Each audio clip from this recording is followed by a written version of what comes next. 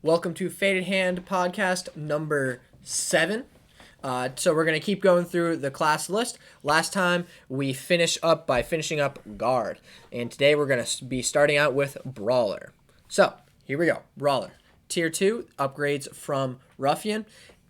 Brawler. Eschewing martial weapons and armor, the Brawler substitutes with speed and violence. Promotes to Chieftain Monk Bonebreaker. Affinities Simple Arms, Light Armor. So one thing about Brawler, as you notice, affinity-wise, almost nothing. Pretty much just going to be using his fists, maybe some brass knuckles, a quarterstaff, but anything like really past maybe a dagger. Dagger I think counts as simple. You're gonna be it's like if you want weapons, you're gonna bring like daggers and clubs. Yeah. Which the perks make up for this. Then for stat bonuses, +2 strike, +1 defense, +2 speed, and the class perk, Tackle.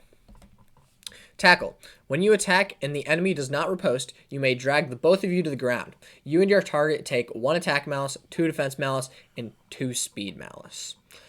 So I like Tackle because it's really simple. And one thing that I actually like is that it's not a technique. So you can do it as like a backup plan. You can attack and then be like, oh man, it didn't kill him. All right, we're both going down. And then you both drag yourself to the ground. And I like that because it's fun. It puts people on the ground, which is always just cool. Adds some Allison. Yeah, it heavily contributes to your Brawler's game plan of basically being a torpedo, which Berserker extends, but he's called Berserker. Spoilers. He's also just supposed to be a torpedo. Is that your plan with Brawler is to go in and fight, and if your defense isn't that high, it's not a big deal. If you're alive at the end of a battle, that's kind of like a lucky happenstance. Yeah. So that's Tackle. That's the class perk. Really defines it. All right, next up, we're going to get into the level perks. First thing, Overhead. Overhead. When you attack a creature with 0 or negative speed, gain +3 strike. So the name for this could be clear. The intention is that it's supposed to be like when your enemy is caught totally flat-footed and they're not even gonna defend. That you do like a double axe, like an axe handle type thing, and you smash them over your head like that. Okay. It could be made. It could have a better name. I feel like it mechanically. I feel like it should be a little bit easier to hit. I suppose 0 speed's actually really difficult. 0 speed's really difficult. My intention was that it would be like when the character is really really slowed down. Maybe it should be 0 in any stat. I feel like it should be if the difference between your speed and theirs is like 4 or something. Is like 5.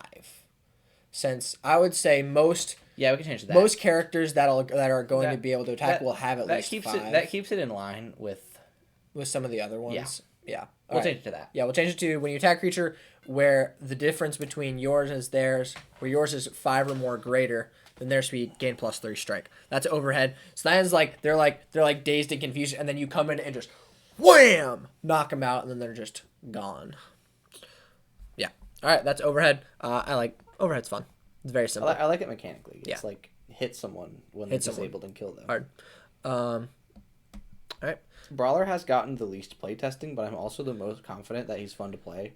Yeah, one of the first NPC like stat blocks that we made, that I made, was the Wolf, and I based the Wolf almost purely just off of like the Ruffian, and it works perfectly. So we've all kind of just assumed that the later ones also work. The most obvious strategy in this game is to just come at people and attack them, and that's what Brawler is designed for. So we feel pretty good about it. Yeah, I feel good about that.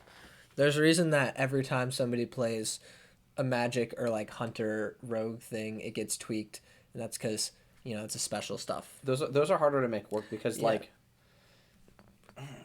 just yeah. I wouldn't say it's unrealistic because typically the hunter, especially the hunter, will take down a character. The problem is you're unlikely to take down several characters without like more of a plan. Yeah. All right, next up after Overhead, Straight Lunge. Straight Lunge. When you attack in melee from aggressive stance, you may move up to 1 tile toward your target while doing so. If you do this, gain +1 strike.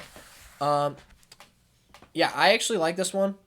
This is a classic, like, reliable but not incredible move. It's just like, yeah, you move forward, you free movement, go forward. You got to be in the aggressive stance, but you're probably already in aggressive stance, you know. Yeah.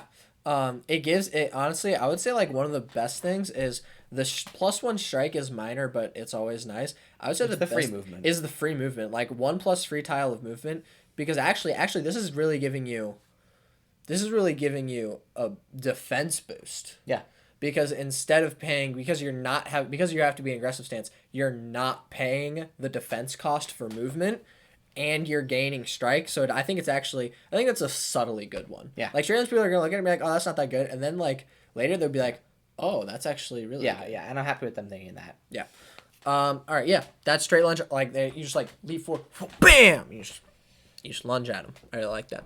And if you tack that on to like tackling things like that, you can do like. Well, I suppose we don't make it clear that this is a free movement. We should make that clear. Yeah. Like, I think it's implied, but we should be clear that it's a free.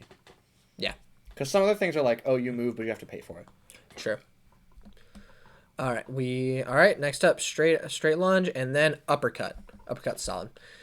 Before you attack, you may optionally take 2 defense mouse and 1 speed mouse. If you do this, gain +2 strike for this attack. If the attack strikes the target, cleanse the defense mouse you gained from this perk. This one's a lot of fun.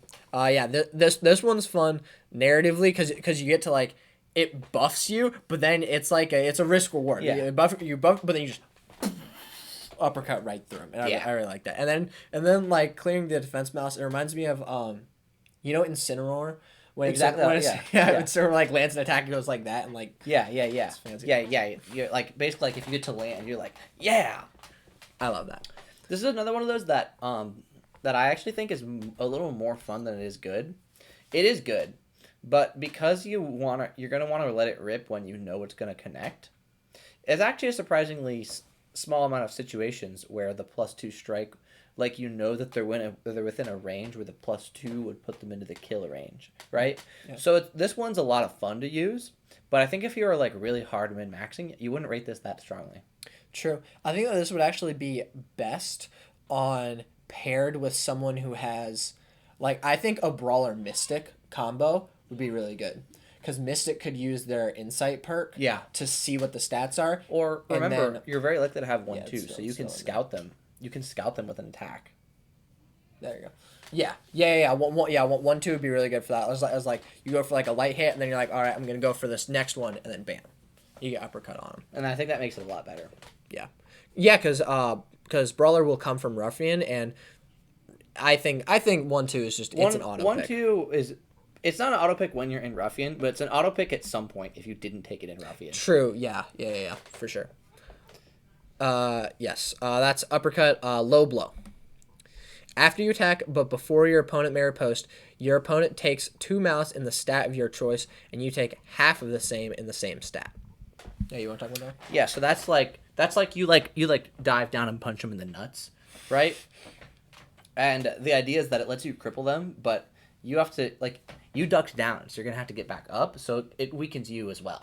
Yeah, I kind of like that. A lot of Ruffians are all about like self-malicing in exchange. That's a theme. That's supposed damage. To be a theme. Yeah. I like that. There's like a lot of the other ones are just like you're just attacking. Yeah. Brawler is all about like putting something on yourself to get the reward. Ruffian encourages you to sort of the like Brawler line encourages you to like kind of ignore the like weapon versatility aspect of the game and focus a lot on like comboing your perks to make like interesting decisions. Yeah. I think that one thing that I am thinking about right now is we may want to boost some of the strike bonuses for some of these. These are sounding a little. Now you gotta consider this is 2 and not 3. True, but consider this. A lot of these have like Hammer and Anvil. Okay, Hammer and Anvil has like +3, but like Proactive Defense has a lot of stuff. Studied Sword gives you +2 is really good. And a lot of these are really good. I think a couple of these numbers could use bumped up. And consider that because Brawler won't be having any weapons most of the time give you +1 or 2 strike. Yeah. So I think a lot of these numbers could be boosted a little bit. They should be tweaked. Yeah, so probably they'll get boosted at some point. I think it's going to be hard to make those tweaks without like real game data. Yeah. Yeah, since Brawler hasn't been actually fully played through. We have. as Well, we've I don't stated have here. a. I don't have a ton of like stats from them and like how players playing them have actually done. Yeah, we can do it. We can do another playtest Yeah. this Sunday. We'll make a Brawler.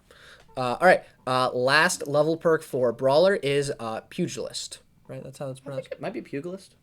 I'm sure it's Pugilist.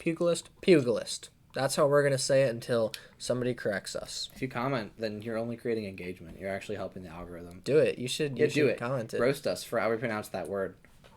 All right, Pugilist. Once per encounter on your turn, cleanse every malice on your character. After this, suffer the amount of malice which would be inflicted by your current level of exhaustion. Oh, we removed exhaustion. Well, okay, so we didn't remove it. I actually really like it, and I'm gonna try and start implementing it again. You want to bring it back? I want to bring it back. So let's explain what exhaustion is. So exhaustion in D&D represents like being like extremely tired. Exhaustion in Faded Hand just represents not being at your peak. Because you don't have HP. Like if you were to play D&D and your character has 60 HP max, and you do 2 fights and you take some damage in them, maybe you'll be at 30 HP during the third fight, right? In this game, you have 1 HP, so you would win the fight, come back, win the fight, come back. In the third fight, you'd be at full health. I mean, it felt like that was a little strange. Yeah. We wanted a mechanic to model that. So the way exhaustion works is after every fight, if the fight was 2 or more rounds, just so that like GM determined how damaging the fight seemed. Usually if it's a even minor fight, you gain a level of exhaustion. Exhaustion is just for all skill checks a -1. Perception checks, investigation checks, rhetoric checks, trickery checks, everything like that. I think about the exhaustion is we had it make you start with malice. No. We already took changed that out. that? Yeah, we Okay. already took that out. I'll explain why. So if after your first fight, you're just not doing as well. There are ways to cleanse malice. Some talents let you like cook food, like Chef lets you like cook food that can cleanse malice and gain those back. But the reason we have exhaustion is so that it represents your character being tired. Now, it does not affect you in combat. Oh, I'm understanding why. Did you add this to this rule? I have no idea. I think when I wrote this, it was once per encounter, cleanse all malice. It was just like a once. Yeah. It was a once like restore, and then you wanted to add exhaustion and have it give you malice. But then we were like, that doesn't make sense because what you would do if you had exhaustion is you would turn 1 just use Pugilist every battle to remove it. Yeah. So we were saying what this is supposed to be saying is return back to your baseline. Oh, okay. All right, we're gonna have to go through Pugilist again. But Do we anyway, still want exhaustion to make you start the battle with malice? No. Yeah, for sure. Then we can just remove that line. So, the way exhaustion works, after every battle, if it was even like a little bit damaging, take level exhaustion. It's a -1 for every skill check, but it does not apply to battle at all. As soon as another fight breaks out, exhaustion doesn't count. And the reason this is because we originally were debating if exhaustion should start you with some amount of malice. And we decided it's not. Because a lot of people have ways of kind of just like stalling out the battle for 1 or 2 turns, right? And so if you have a few levels of exhaustion, that won't actually make the battle more fun. It'll just make the battle longer as you just go into defensive stance and kind of wait to clear some of your malice. So the reason that exhaustion gives you the -1 to your skill checks is so that, let's say that you're going to fight a dragon or something, right? And you have a fight at the beginning of town, right? Where you're fighting some bandits or whatever, you gain a level of exhaustion. And then you have a fight before you get to the dragon's lair or whatever with some minions or something. And then you gain another level of exhaustion. Technically, you could just go straight and fight the dragon.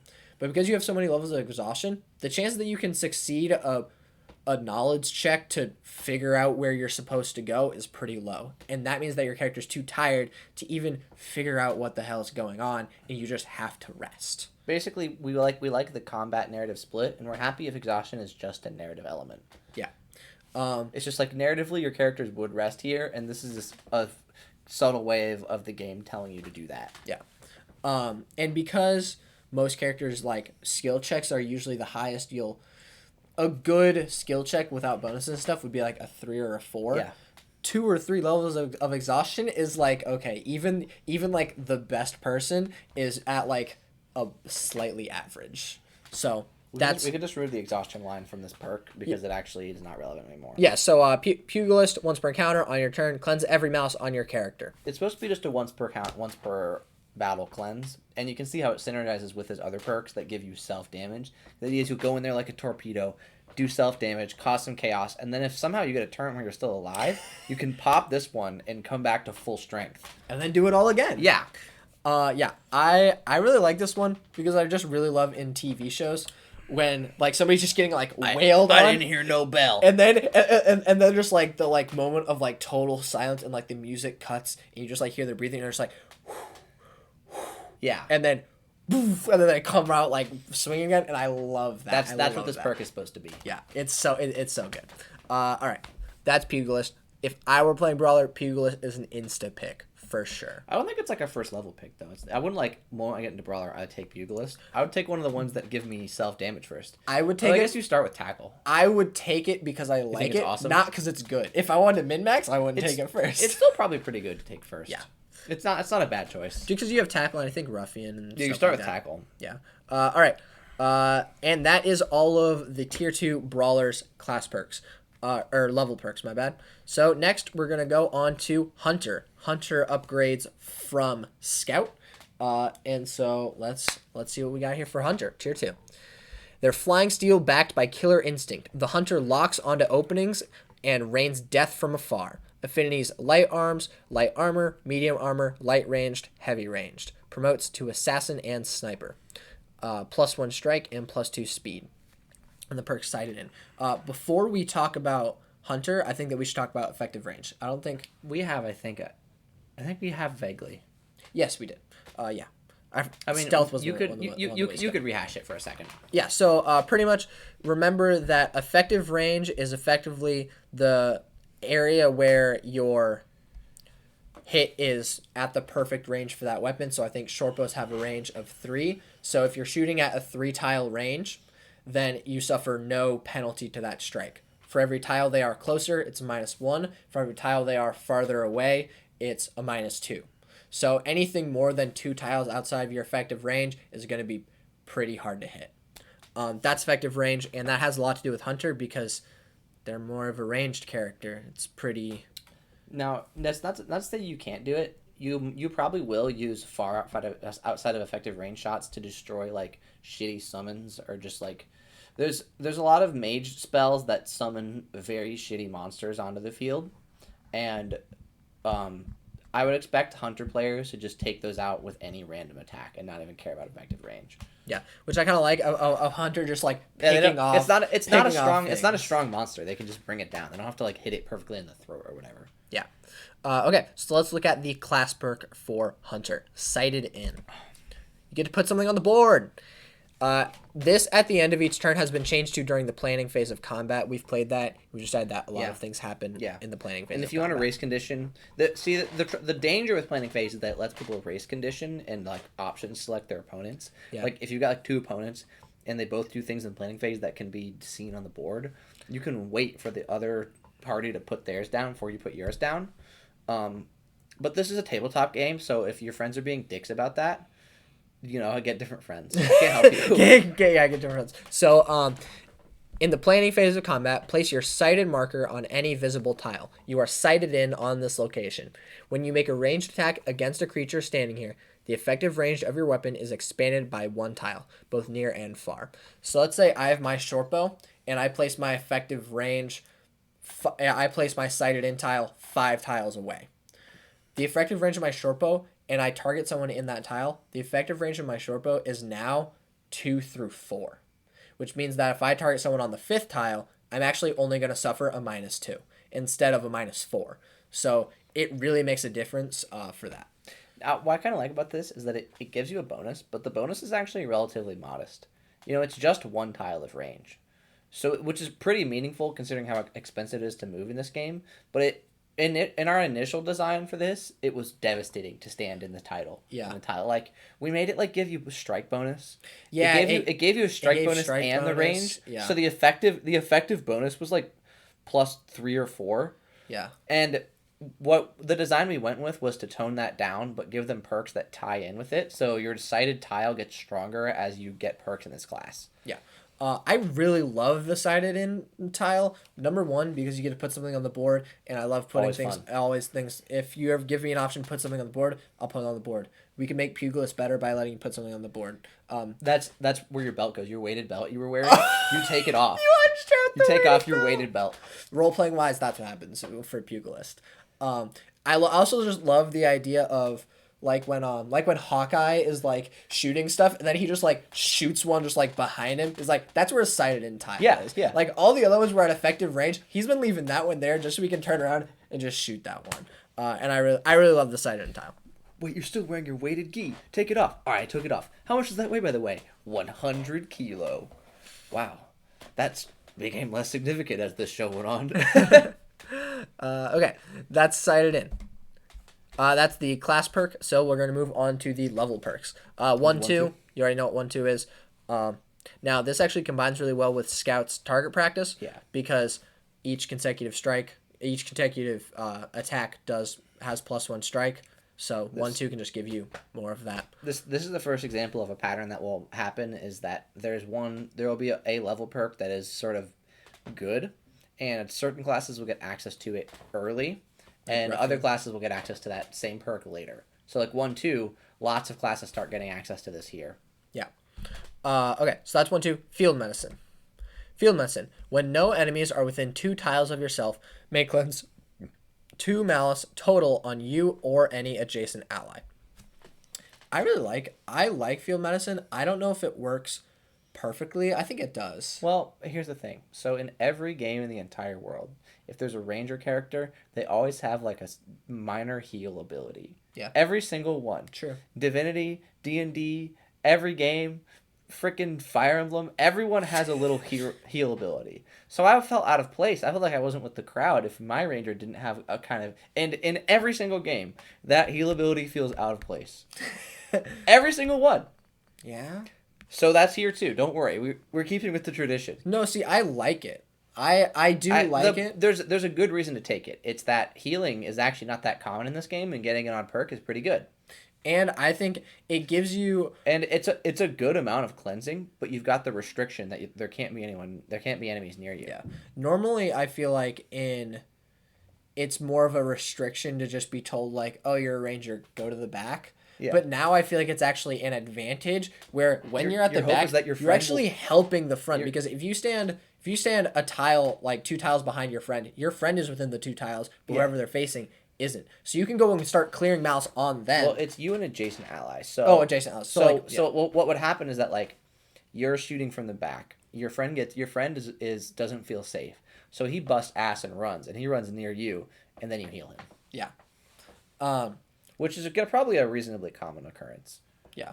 I like field medicine, and I like it's not magic, and I always feel like the Rangers in D&D. Rangers are magic. Rangers have spells. That has never made sense to me. It never. Well, it's because people were like, oh, they want to have abilities. I like rogue, but I also like druid. I think so let's make ranger. I think the problem is they want to have abilities, but D&D wants to call those spells. Yeah. Like they're not willing to say, oh, you have this special power, and it's just a power. But even though they just gave that to fighter for battle master. Oh, that's a good point. Yeah, they do have those. They gave also, battle master. Battle master is probably one of the most fun classes because it has stuff you can do. Yeah, like they were just like, okay, everything else that has a special thing, it's called a spell. Battle master though, he never gets spells. I think he gets his own martial prowess. Was Battle Master designed after Ranger?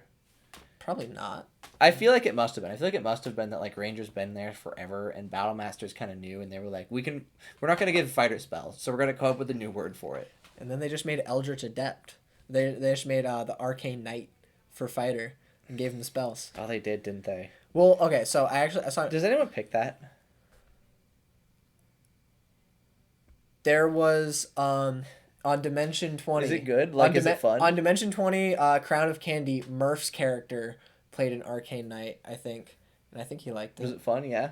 I don't know. He played a teddy bear thing. Okay, that's pretty cool. I assume it's playable. I thought it was pretty cool. I assume it's playable because the game's playable, but like I don't know if the class itself is really a lot of the subclasses that add magic are just like, hey, stop multiclassing, wizard.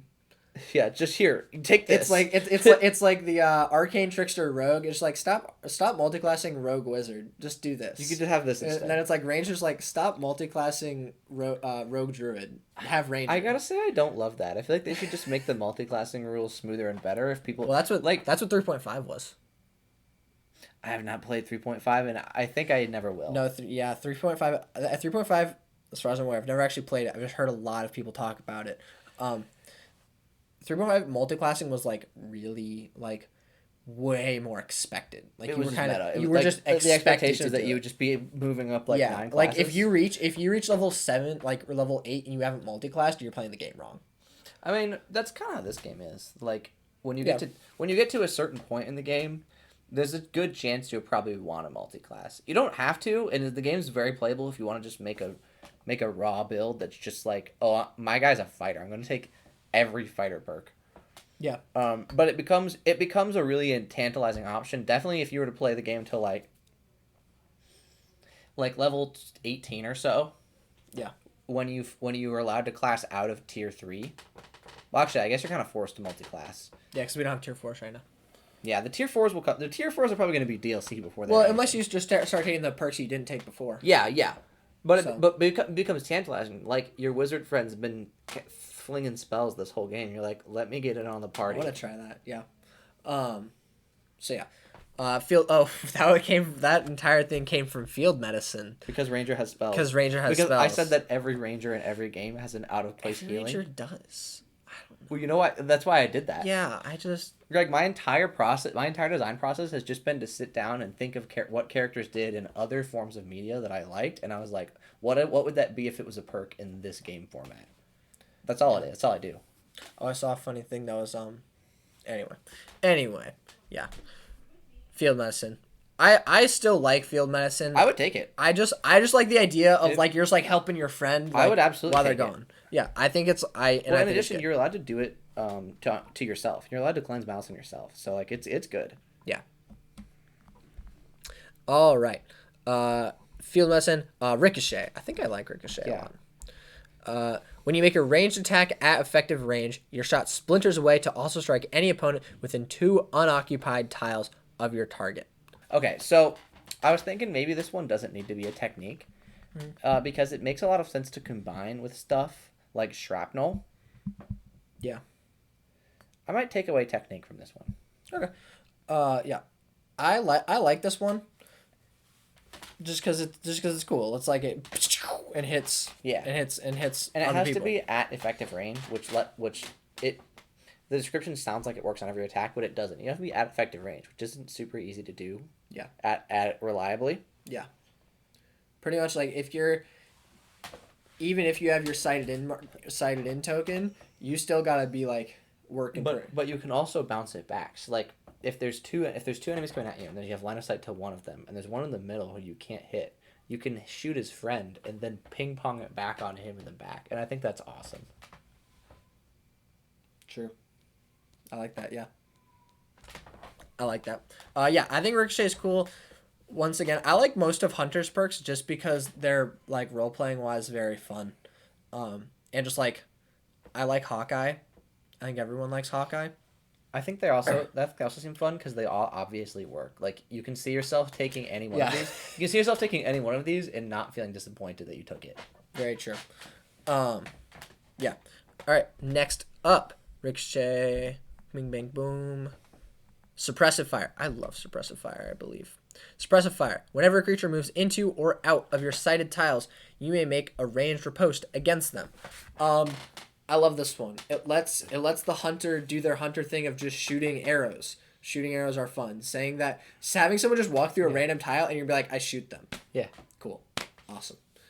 And that actually really works well with target practice. Yeah. So... It also is one of these perks that gets really good if you upgrade into sniper. If you want to upgrade to sniper, you definitely are going to get this at some point. Yeah. Suppressive Fire, very cool. Just the idea of just like laying down arrows, especially if a bunch of people, like you set it up like through a door and then people just start like running through and you're just like bam, bam, bam, bam, bam. And then everyone's coming in with 2 to 3 malices on them. So cool. All right. That is Suppressive Fire. To me, once again, another auto pick. just because I like it. I don't know. I think you've said 4 of these are auto picks. You can't auto pick all of them. If I play the game, you just like your own game. That's not an. You're saying playing the game is an auto pick. He said it here first, guys. That we made a game that we're proud of. the game's an auto pick. Faded Hand's an auto pick. Level 1. Level Auto 1. pick. Level 1. Auto pick. Auto picking pick Faded to Hand. trap your friends in the basement and force them to play this game. That's the auto pick. All right. Is this the last one? I think that is it. Yeah, okay. Yeah. Last level perk for this was an auto pick for sure. Okay, follow up. Whenever a creature within or adjacent to your sided tile is attacked by someone other than yourself, you may follow up with an attack of your own. Add half strike to their attack, rounded down. If the target is merely adjacent to the sided tile, add a quarter strike, rounded down. I love this one. We should clarify that you need to be able to make a ranged attack at the time this happens, because the way this is written, you could say you're holding like a club, like you put your sided tile down, but then you switched weapons. Yes. The rules as written would let you do this without actually holding your bow. Yes, this is correct.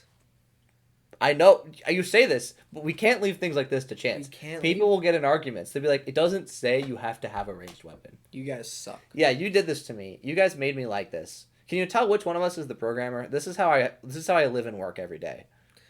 Yeah, okay. So yes, you have to be using a ranged weapon to do this. But then it's awesome. I still yes, of course, it's awesome. I really love one thing. This to me, first of all, once again to me, this is an auto pick. Greg, you won't tier up. You're just gonna auto pick. They can't all be auto picked. You can get half of them. Everyone will be tier 3, and I will just be halfway through tier 2. Okay, is that so tragic? But the ones in the tier 3 are auto picks as well. I know you're gonna say they're auto picks. I just gotta play the game more. Playing the game is an auto pick. All right. I love follow up, because I really just love it. Reinforces the support aspect, but narratively like the soldiers like going in, or the guard is going for it, and then just like the hunter like from like 20 feet away whoosh, just like goes in and just like syncs up with the spear, and then bam, just like adds in. I love that. This one is really good. Like average damage output wise, this is very powerful because it creates bigger attacks rather than more attacks. And the way this game works, it's a 1 hit point game, so a smaller number of bigger attacks has a much better chance of winning you guys the battle. But this comes at the cost of your team needing to know that it's going to exist. Like, you putting the sided tile there, and you having drilled into your friends' heads that this guy is much weaker now that you can hit him. So your friends need to take perks that your friends have to take advantage of are on average better because we're relying on your friend to actually use it. Yeah. I love Hunter just as a whole. Hunter's an auto pick for sure. Auto pick. Hunter's an auto pick. Now we're gonna move on to our next auto pick. Okay, so we're actually gonna call it next time. We will be going over Rogue and continuing on. So, see you next time. Come back. The next episode is for sure an auto pick, right? Yeah. Next episode. Click here on the next episode is subscribing is an auto pick. All right. See ya.